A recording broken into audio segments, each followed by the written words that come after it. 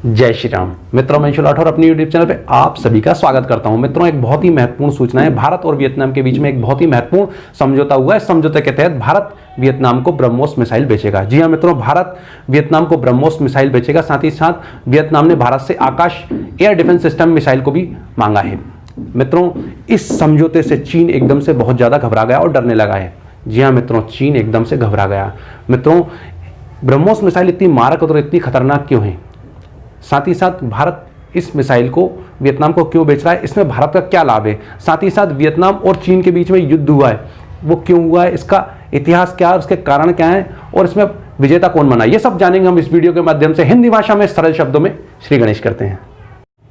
मित्रों, सबसे पहले आपको ब्रह्मोस मिसाइल जानना पड़ेगा। ब्रह्मोस मिसाइल एक ऐसी मिसाइल है जो सुपरसोनिक साथ ही साथ क्रूज मिसाइल है। सुपरसोनिक अर्थात जो आवाज़ की गति से भी तेज चलती है, और क्रूज मिसाइल जो जमीन अर्थात जमीन की सतह से 3 से 4 मीटर ऊपर अर्थात बहुत ही जमीन के पास चलती है। इसके कारण ये किसी भी रडार में नहीं आ पाती और विश्व में किसी भी देश के पास इस मिसाइल की कोई भी कार्ड नहीं है, इसलिए इतनी खतरनाक और मारक है। साथ ही साथ ये मिसाइल जल, थल और वायु तीनों से दागी जा सकती है और अपने स्पॉट पर जहाँ पर उसे पहुँचना है वहाँ पर बहुत ज़्यादा भीषण उत्पाद करती है। मित्रों, ये इतनी खतरनाक मिसाइल है। अब बात करते हैं आकाश एयर डिफेंस सिस्टम की, जो ये स्वदेशी निर्मित अर्थात भारत में ही बना हुआ एक ऐसा डिफेंस सिस्टम है जो हवा में बहुत ही खतरनाक मार करता है। ये ज़मीन से चलता है और सुपरसोनिक गति से ये जाता है और भीषण उत्पात मचाता है। मित्रों, ये 2 मिसाइलें या 2 सिस्टम भारत वियतनाम को सौंप रहा है।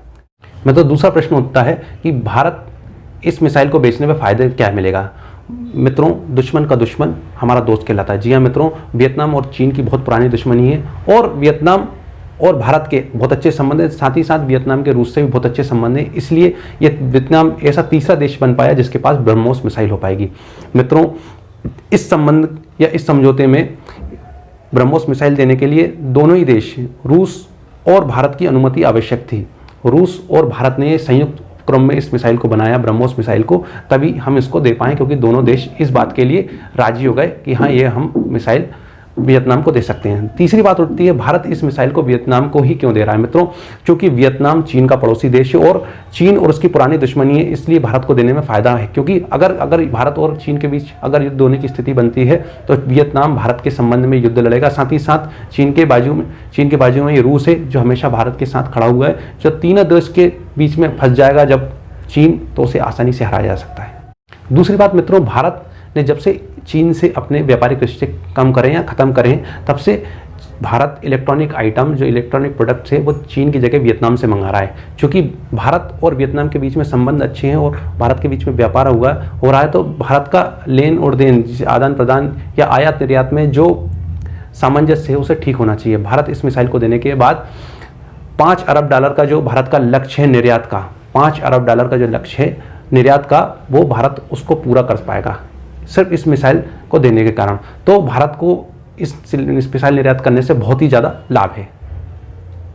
मित्रों, अब बात करते हैं हम चीन और वियतनाम के बीच में होने वाले युद्ध की। इस युद्ध को जानने के लिए थोड़ा सा आपको पीछे जाना पड़ेगा। बात करते हैं सन 1978 की, जब वियतनाम के बाजू में जो देश है कंबोडिया, उसमें पॉल पॉट का शासन था। एक ऐसा शासक जो बहुत ही ज़्यादा सनकी था और अपनी देश की जनता को मार रहा था। वहाँ के शासक पॉल पॉट ने एक घोषणा करी कि हमें कंबोडिया को कृषि प्रधान देश बनाना है और पूरी आबादी को, जो शहरी आबादी थी, उसको ज़बरदस्ती वो ग्रामीण क्षेत्रों में भेजा जा रहा था। जो भी उसकी बात नहीं मानता था उसे वो मार देता था। मित्रों, कंबोडिया के लोगों ने वियतनाम से सहायता मांगी, क्योंकि लगभग 30% आबादी पॉल पॉट ने, लगभग 1,30,000 की आबादी को, कंबोडिया की उस आबादी को पॉल पॉट ने ख़त्म कर दिया था। कंबोडिया के लोगों ने वियतनाम से सहायता मांगी कि आप पॉल पॉट की सरकार को बर्खास्त करो और उसे उखाड़ फेंको।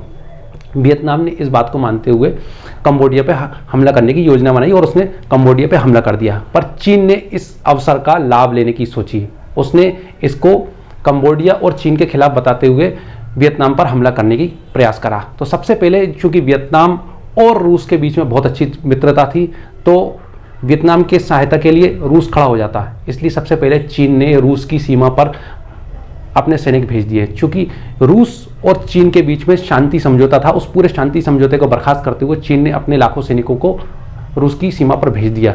चूंकि उसको ये नहीं पता था चीन को कि भारत वियतनाम की सहायता के लिए आगे बढ़ सकता है, पर भारत ने इस युद्ध में वियतनाम की सहायता करी। जी हाँ मित्रों, भारत ने वियतनाम की सहायता करी, पर वियतनाम ने इससे पहले कंबोडिया के ऊपर जो आक्रमण कर दिया था, अपनी बहुत बड़ी टुकड़ी को कंबोडिया भेजा जा चुका था। तो चीन को ऐसा ये अवसर के रूप में देखा कि एक तो चीन की सेना, वियतनाम की सेना कंबोडिया में है, दूसरा 20 साल युद्ध जो कि अमेरिका से उसने 2 साल पहले लड़ा था, उसके पास अस्त्र शस्त्र और उसके पास पैसा नहीं है कि वो युद्ध में ज़्यादा समय तक टिक पाए। उसको ऐसा लग रहा था कि चीन वियतनाम को बहुत आसानी से हरा देगा, पर ये मनगढ़ंत बात साबित हुई। वियतनाम एक ऐसा देश है जिसका एक एक नागरिक एक बहुत बड़े सैनिक के समान है, पूरे देशभक्तों से भरा देश है, राष्ट्रभक्तों से भरा देश है, इसलिए वहाँ के नागरिकों ने चीन को लोहे के चने चब्बा दिए। वियतनाम और चीन आजू बाजू में है और चीन को ऐसा लगा कि बहुत आसानी से हरा देगा, और चीन ने वियतनाम पे जब हमला करा तो वहाँ पर लैंड माइनों का जाल बिछा हुआ था। चीन के जब सैनिक और टैंक जब वियतनाम में चलते थे, क्योंकि भौगोलिक स्थिति खराब थी और लैंड माइन इतनी ज़्यादा बिछी हुई थी कि वहाँ की सेना को बहुत आसानी से उड़ा दिया था।